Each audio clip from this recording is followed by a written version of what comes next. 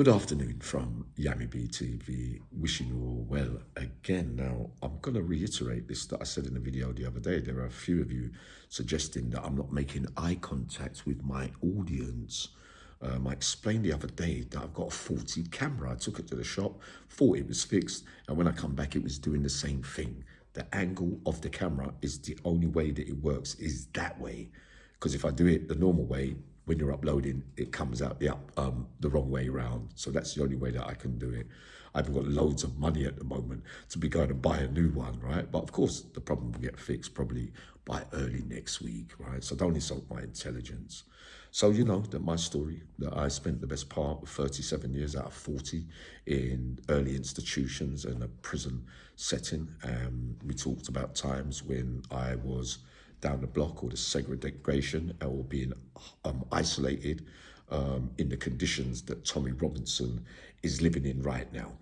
And you want my experiences, and my opinion of how those conditions that Tommy Robinson is living in, how it's going to affect his mental health, his physical health, and his spiritual health, by being in those surroundings, to be traumatized by the things that he's going through, that some are putting him through, and the lasting effects of the stuff he's going through now, of how it's going to leave him, possibly leave him when he eventually gets released into the big wide world. I give it to you straight.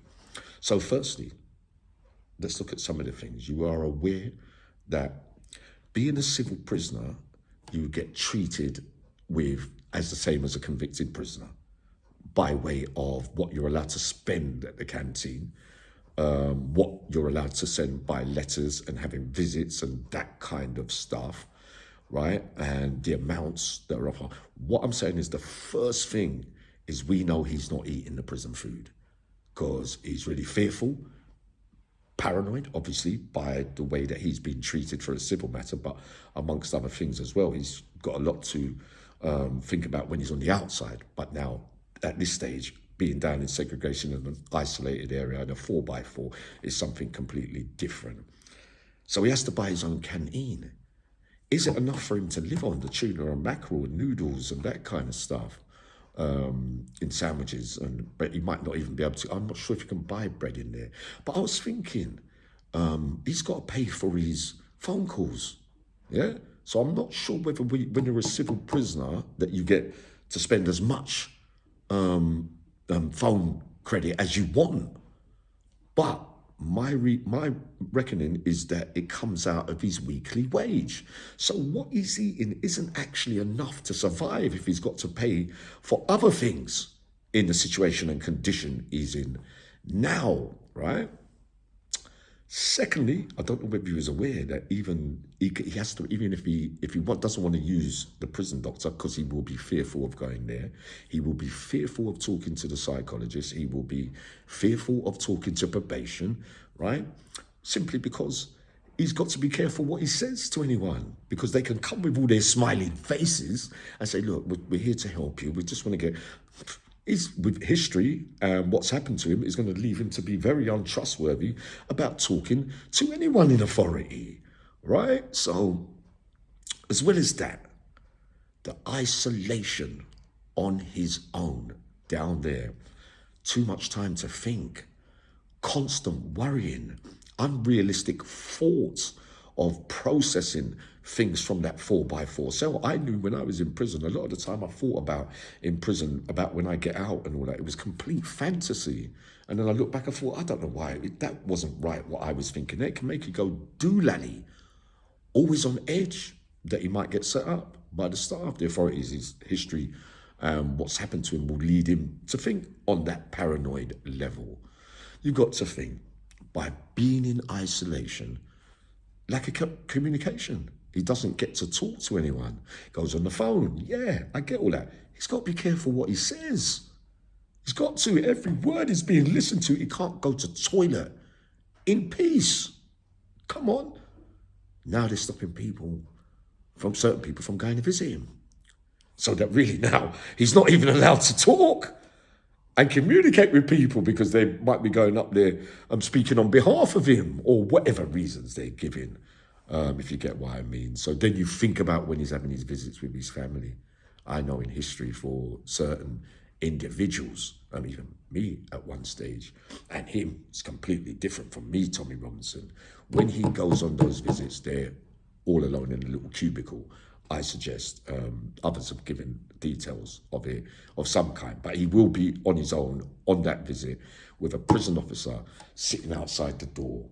But my view is that they'll be bugging those visits. They will be, in case there's a slip somewhere in what he says. So he's going to be paranoid about that too and fearful. So he can't really speak even the stuff that he wants to his family and all that without people going to be using it against him at some stage. You know what I mean? With a fear of trying being yourself, basically, where you're absolutely under siege down that segregation. I know what it's like when they're away and you're living on edge waiting for the door to open. What are they going to do next? And that.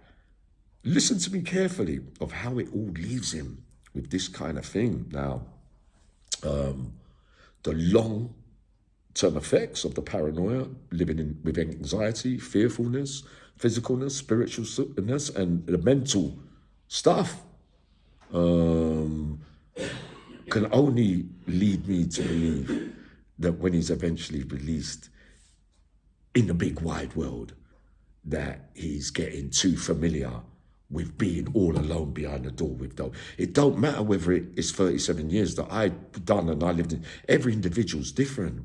You remember, Tommy's and everybody's feeling that he's hard done by. He's feeling hard that he's done by, that he even had to go to prison for this civil offence. And they're saying, in reality, the terrible thing he'd probably get a fine for after the policeman said, look, nothing much is that going to happen there, because they basically did it to stop him going on the march, which we did talk about. Coming out from that kind of pressure, the trauma, long-term mental breakdowns, you could get so paranoid in them places. I've seen men commit suicide and go doolally and develop mental conditions, physical conditions, scared to probably go and see a doctor just in case someone sent them in to find out if anything's wrong with him. It's a horrible, horrible way to live. And don't matter, it's not years and years and years that he's staying in there, right? Everybody's different, like I said, and the effects of it affect people in different and a variety of ways. It's almost inhuman. The first time I'm doing a talk on this. So the isolation when he gets out, will he get the feel factor of, he's so familiar with being alone and behind the door, would he not want to come out even? It affects your nervous system if you have to live in a certain way for so long.